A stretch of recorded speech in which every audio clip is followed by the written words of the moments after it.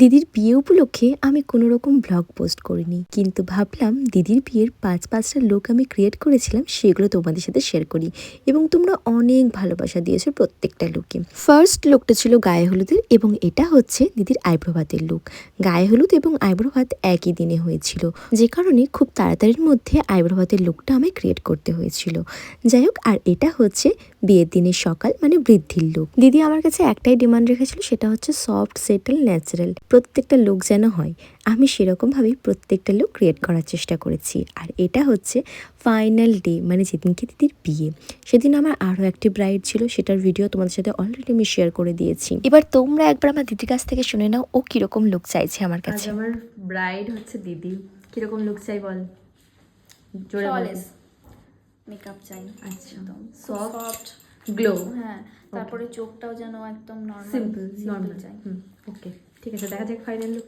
তোমরা শুনেই নিলে আমার দিদির ডিমান্ডটা কী ছিল। আমি সেরকম মতোই পুরো লুকটা কমপ্লিট করেছি।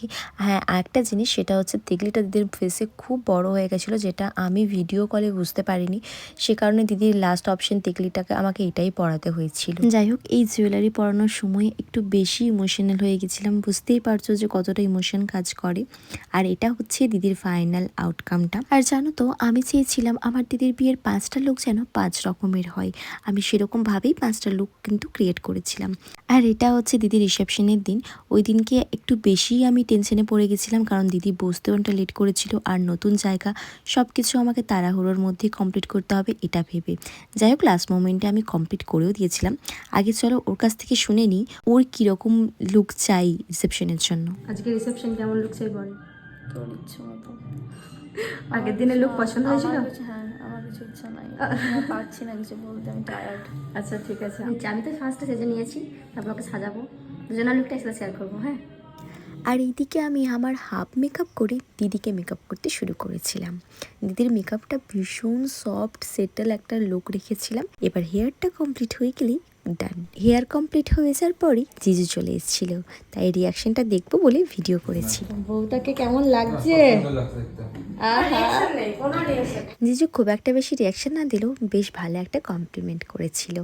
যাই হোক, এরপর সমস্ত দিদিকে জুয়েলারিগুলো পরানো হয়ে গেলেই দিদির ফুল লুকটা একদম কমপ্লিট হয়ে যাবে।